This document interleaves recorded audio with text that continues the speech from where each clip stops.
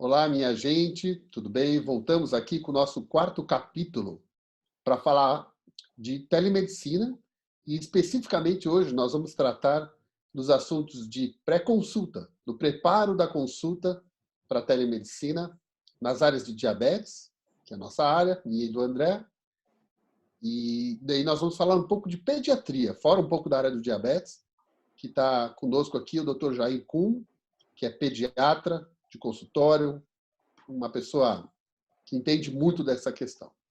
Então, nós vamos começar aqui nossa gravação e pode passar o primeiro, André, por favor. Bom, essa é a nossa agenda. A gente vai falar um pouquinho do cenário atual na pandemia do Covid, um tiquinho sobre cobrança, dados vitais, exames laboratoriais, como que a gente prepara o indivíduo para o gerenciamento de glicose. Depois o Jair vai falar sobre pediatria e vamos concluir. Próximo. Bom, o cenário atual da pandemia. O que está acontecendo? Né? Todo mundo foi solicitado que fique em casa, é para continuar em casa.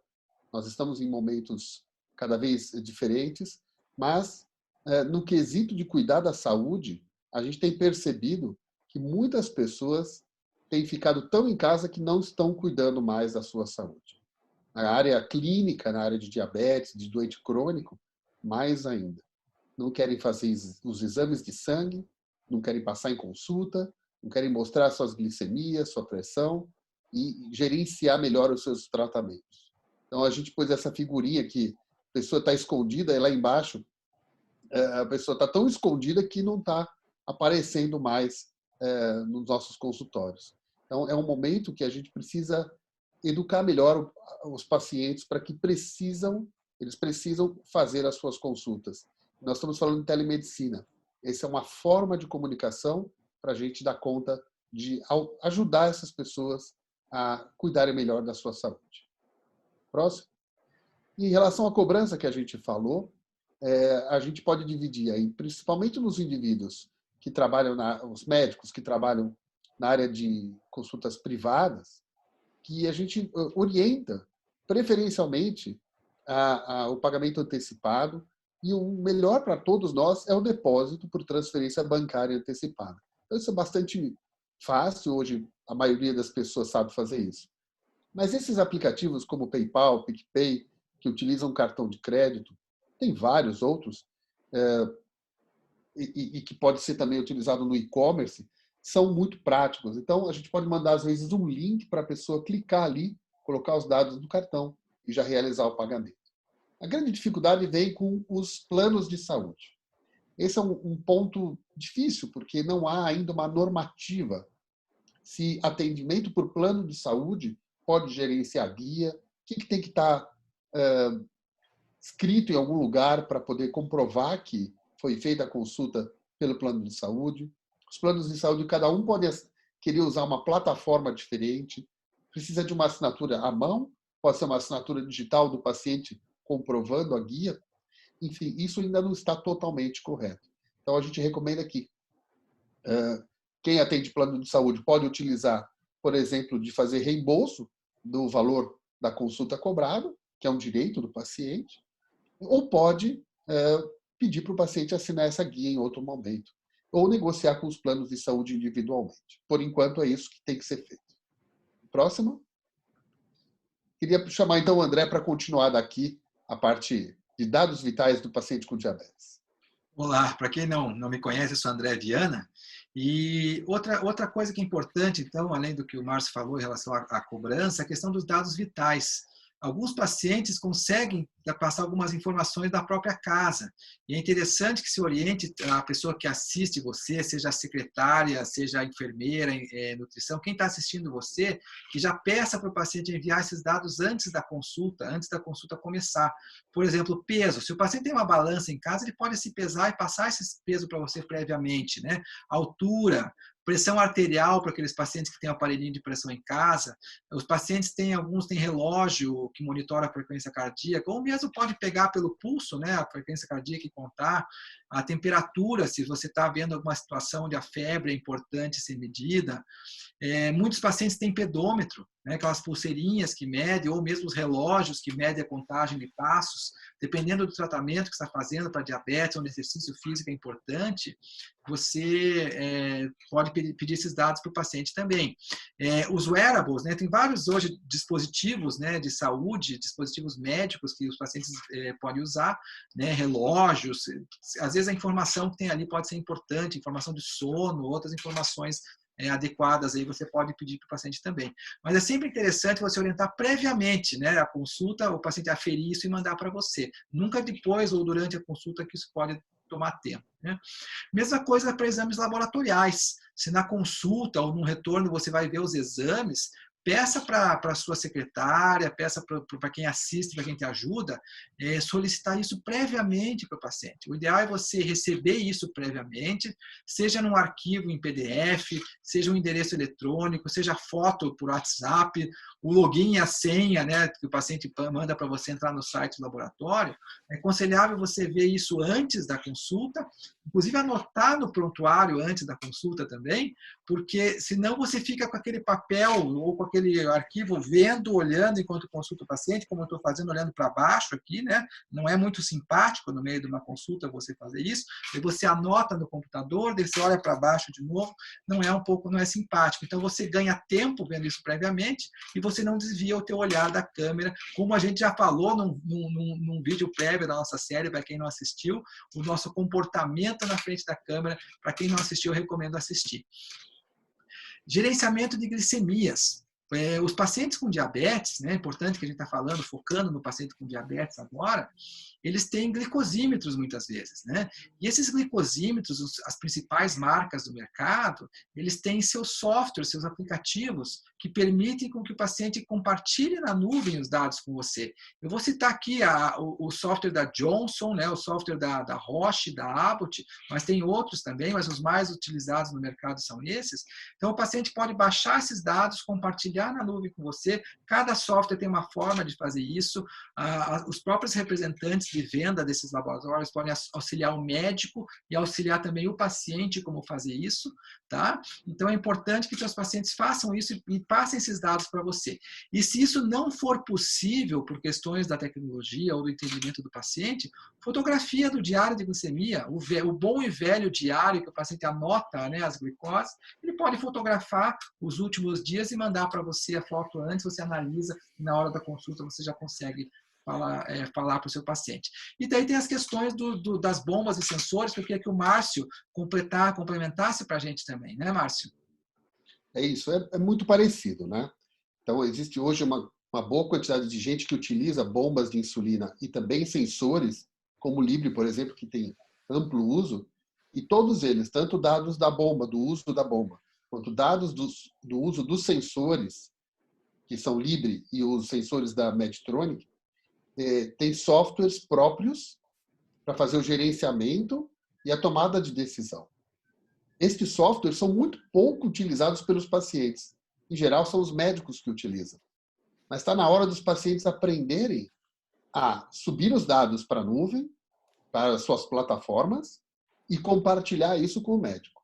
É até um bom momento para o paciente começar a aprender a ver esses gráficos para a sua tomada de decisão também. Mas no momento que a gente está falando de preparo de consulta, esses materiais, tanto do Libre como o Medtronic, como o Connect da Roche, para a bomba da Roche, os pacientes fazem em casa esse procedimento antes da consulta, porque pode ser bem desafiador e demorado durante a consulta. Então, a gente recomenda que faça antes. Então, subir previamente para a nuvem, compartilhar ou uma foto ou PDF, ou eu prefiro compartilhar ao vivo os dados e mostrando para o paciente as alterações. E isso é um papel que pode ser feito, então, pela secretária, mas, em geral, pelo pessoal da enfermagem, da nutrição. Às vezes, a pessoa tem na sua clínica uma educadora em diabetes. E as empresas, a Roche, Medtronic e a Abbott, também disponibilizam no seu 0800 e o seu time de educadoras para ajudar as pessoas a fazer isso previamente, reduzindo para a gente um pouco essa questão de a gente ter que saber qual botão aperta para fazer essa conexão. Então, a partir disso, a gente fecha a parte do diabetes. E eu queria chamar, então, o doutor Jair Kuhn, que é pediatra já há mais de 30 anos de consultório, um cara muito experiente na pediatria, já tem trabalhado um pouco com a telemedicina, por isso eu o chamei aqui para nos ajudar a falar um pouco da pré-consulta, do preparo de uma família com uma criança que vai ser consultada via telemedicina. Essa eu quero ver. Fala, Jair. Boa noite, Márcio. Boa noite, André. Na figura de vocês dois, né, eu louvo a atitude o empreendimento aí da Sociedade Brasileira de Diabetes, dessa oportunidade de nós médicos estarmos nos reconectando, na verdade, com as nossas experiências. Eu acho que, apesar de todos nós já estarmos vivenciando o que está agora se apregoando como telemedicina, acho que poucos de nós que já estamos na lida um pouco mais de tempo, não disponibiliza o seu celular ou o seu contato via WhatsApp com os pacientes. Então, mal ou bem, agora só houve o que a gente chama de regulamentação de algo que a gente já fazia de modo corriqueiro. Óbvio que essa regulamentação ela nos deixa um pouco mais confortável, mas, de qualquer maneira, é um novo paradigma, uma nova quebra, né, de situação. Então, eu vou passar aqui, em pouco tempo, vou tentar passar minha experiência breve do que eu estou vivenciando. Eu, com alguns colegas, porque a gente tem participado de fóruns, né, das lives das sociedades, que acho que, de novo, como eu falei, o médico está se reencontrando para poder parametrizar o que seria das melhores práticas para exercer o melhor atendimento para os nossos clientes nesse momento, né, de excepcionalidade da Covid. Então, assim, do ponto de vista da pediatria, o que eu elenquei aqui como coisas mais importantes que eu vejo é afinar o entendimento ou o discurso com a sua secretária, se for ela que for tomar conta da sua agenda. Então, ela tem que ter isso bem esquematicamente organizado, para não dar exatamente atropelo de ter 2 pacientes no mesmo horário. É uma agenda como a gente faz agenda de consultório normal, como a gente já praticava.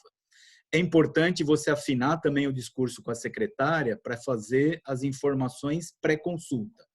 No que tange a pediatria, coisas que eu avalio, pelo menos de vivência, que são importantíssimas que a mãe faça. Primeiro, como vocês falaram, que já foi pontuado aí, no caso de puericultura, se for uma criança que está fazendo acompanhamento de puericultura, e nesse momento, como o Márcio mostrou, aquele bunker dos pacientes escondidos, você imagina uma mãe com lactente como ela está nesse bunker. Acho que ela está no lugar mais escondido do bunker. Então, ela não quer sair na rua de modo algum. Mas, por outro lado, a gente precisa, pelo menos, orientar, fazer o que a puericultura pede, né? A higiene de vacinação, da imunização, de alimentação, ter controle mais rigoroso para não permitir que esse paciente desnutra, né, eventualmente, tenha uma desnutrição, que é a profilaxia que a pediatria, principalmente no grosso modo, faz. Mas o que a gente pede, pelo menos o que eu tenho pedido para que a minha secretária faça, que a mãe traga tudo o que for possível de prontuário da criança. Todos os exames que ela tiver, que ela ache que ela for discutir, como foi falado aqui, um raio-x que ela fez recentemente, que ela quer mostrar, tem que estar em mãos, não é que ela pode buscar no quarto. Carteira de vacinação tem que estar em mãos. No caso de crianças, o que eu tenho pedido, quando é caso de puericultura, toda mãe realmente também tem uma balança em casa, peço para minha secretária orientar a pesagem da mãe com o bebê no colo, depois a pesagem só da mãe, é grosseiramente um modo de ser, pelo menos avaliar a parte ponderal. A parte estatural, se a criança for um lactente, com uma trena, com uma fita métrica, lógico, também é grosseiro, mas dá para, pelo menos de uma maneira providencial, aí, ter um parâmetro de tá crescendo, está parando o crescimento. Se a criança é maior, eventualmente na batente de porta pode ser feita marcação para, de repente, a gente acompanhar, a gente não sabe quanto tempo vai se alongar essa situação. Uma coisa que a gente voltou a estar vivenciando, que acho que o Márcio também passou por essa fase, André também, que a gente passou por uma fase anterior que não tinha o WhatsApp, era telefone, né? A gente tinha contato via telefônica. O paciente te ligava, você começava a dar as orientações, quando você acabava tudo crente que ele já tinha anotado, Aí você falou uma série de coisas. Ele, doutor, eu acho melhor anotar. Parece besteira, mas é importante que a secretária frise a importância de caneta e papel na mão, para não ter gritaria. Cadê o papel que estava aqui, a caneta que estava lá? Eu já mandei deixar aqui. Então, estamos voltando a viver, porque no WhatsApp você descrevia.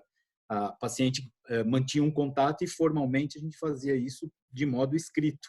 Então, a paciente não tinha que anotar porque estava lá documentado no WhatsApp. Agora a gente voltou para a era pré-WhatsApp, né? Para a era telefônica prévia. Outra coisa que eu acho importante salientar que é importantíssimo no caso de se tratar da pediatria de menor, é importantíssimo que a criança esteja pelo menos próxima ou esteja presente no momento da chamada, que a mãe esteja num lugar silencioso, pedir para a secretária já orientar quais as mídias que são compatíveis, muitas vezes isso é uma outra coisa, a gente está começando agora a utilizar várias plataformas, algumas delas aceitam telefone celular, outras de jeito nenhum, só PC ou notebook. Então, eu acho muito importante frisar e salientar isso. Ela tem que estar num ambiente muito silencioso, com o computador ou com o seu telefone celular. A criança precisa estar presente. Já falar e salientar uma outra coisa que eu tenho pego recorrente. Voltamos a estar vivenciando coisa do consultório. Doutor, já que está aqui, essa aqui é a irmãzinha, e ela está assim, lembrar que a consulta é individual. Estaremos, né, quando for emitido o consentimento livre esclarecido para a mãe do que se trata de um teleatendimento, de que a consulta é individual, é feita para aquela criança, para aquele ser que está sendo orientado e consultado. A gente vai mais ou menos seguir os mesmos padrões formais da consulta presencial. A única coisa que, por enquanto, está um pouco limitada é o exame mais apurado, né? A semiótica de uma palpação abdominal, de uma otoscopia, pelo menos até que os gadgets, né, estejam prontos para que a gente possa fazer até também envio de imagem, de horoscopia, de otoscopia, de ausculta pulmonar e cardíaca. Por hora, pelo menos, a gente consegue, visualizando com a experiência, obviamente, de cada profissional, os anos de bagagem, principalmente se for paciente já teu, eu acho que é uma ferramenta que veio para ficar, não volta mais. Eu acho que dessa aí, apesar de ter sido implantada de uma maneira emergencial, daqui para frente acho que não temos mais volta, vai ser inexorável a implantação da telemedicina. André, posso fazer uma pergunta para ele aqui, antes da gente terminar? Pode, Márcia. Ô, Jair, você acha que isso pode ajudar a pediatria, todos nós, mas principalmente a pediatria? Eu nasci, né, na família de pediatras e minha experiência a vida inteira foi essa, de diminuir o número de orientações de indivíduos que não vêm mais ou que vêm a cada uma vez por ano e que fica, às vezes, constrangedor para o pediatra não dar a orientação, mas ele precisa consultar aquela pessoa. E o fato de só dar não, fala só para mim uma coisinha ou escreve lá se vocês conseguem agora fazer disso uma consulta e receber por isso, que é o mais adequado. Eu acho que, na verdade, a regulamentação, né, a liberação da regulamentação vai frontalmente favorecer isso. Você vai começar a estar escorado legalmente e o complicado vai ser você conseguir fazer essa mudança de paradigma para paciente que até semana passada te mandava WhatsApp com filme, foto, telemedicina, né? Fazer como eu estava falando. Até 3, 4 semanas atrás, era o zero e vezeiro a gente receber praticamente uma ligação. A mãe coloca a criança chorando, filma a criança chorando. Só que, assim, dessa vez, eu acho, daqui para diante, a gente está escorado legalmente, né? Na verdade, legalmente, e vai, acho que, cobrir esses buracos de pacientes que realmente jogam, né? Que nem aquele cara que para no estacionamento privado, para o carro ali e fala, é só 5 minutinhos. Só 5 minutinhos para parar no estacionamento, ele está pegando a vaga de um outro trem que pode chegar e ficar lá meia hora, uma hora e remunerar o estacionamento. Então, essa só 5 minutinhos, é só rapidinho, eu acho que agora a gente está um pouquinho mais escorado para começar a exercer de novo a medicina liberal, como a gente sempre exerceu no consultório. Então, eu acho que a ideia é que veio para ficar. Eu acho que nós vamos ter que implantar isso. No começo vai ser um pouco difícil, acho que para todos. Todo mundo, que nem está se falando, é o jargão que pegou, né? Estamos trocando o pneu do carro com ele em movimento, no meio da estrada. Quer dizer, o carro está andando e a gente está trocando o pneu. O aprendizado vai ser igual a residência, aprendizado em serviço. Muito obrigado, Jair. Foi excelente a tua explanação, né, para os colegas que atendem crianças, né, e para os pediatras em si, né, vai ser bastante interessante essa colocação aí, porque são questões que só a pediatria tem, né? Tem questões que a pediatria são exclusivas da pediatria, e o fato de se lidar com criança, com os pais, né, com a ansiedade, tudo isso realmente é diferente de uma consulta médica de um adulto, né? Então, obrigado, que foi muito interessante e muito esclarecedor. Então, finalizando, então, né, como a gente, né, falou um pouquinho aqui de diabetes, um pouquinho de pediatria, acho que o ponto importante, né, do preparo prévio da consulta é justamente você ter o preparo prévio, você não começar uma consulta por telemedicina sem se preparar antes, sem você cuidar dos detalhes antes. Boa parte desses detalhes podem ser cuidados pela sua própria secretária ou pela pessoa que ajuda você, né? Isso vai fazer com que você economize tempo. O tempo é importante, vai tornar a consulta mais eficiente, você vai poder falar do paciente e não falar do computador que não funciona, não falar do exame que ainda não chegou, não falar do software que você não está conseguindo instalar. Daí você perde tempo da consulta não falando do paciente, você perde tempo falando da tecnologia, o que a gente deve evitar, né? E o mais importante que a gente ainda espera que chegue um dia uma plataforma de comunicação feita para a gente, né? Feita para o médico mesmo, que além de ser segura, além de permitir uma consulta eficiente e prática, né, ajude também na cobrança, fazer com que essa cobrança seja eficiente, ajude a formas, né, que o médico possa cobrar de diferentes formas pela comunicação. Ok? Então, acho que prepare-se previamente, que eu acredito que esse é o maior desafio de uma consulta por telemedicina, você chegar preparado para ela, aí sim o teu tempo vai ser bem aproveitado, né? Alguma colocação extra, Márcio ou Jair? Nada, só agradecer, um abraço para vocês todos. Eu também agradeço bastante mais uma vez e parabéns pela iniciativa. Então, um abraço a todos, até logo, até a próxima.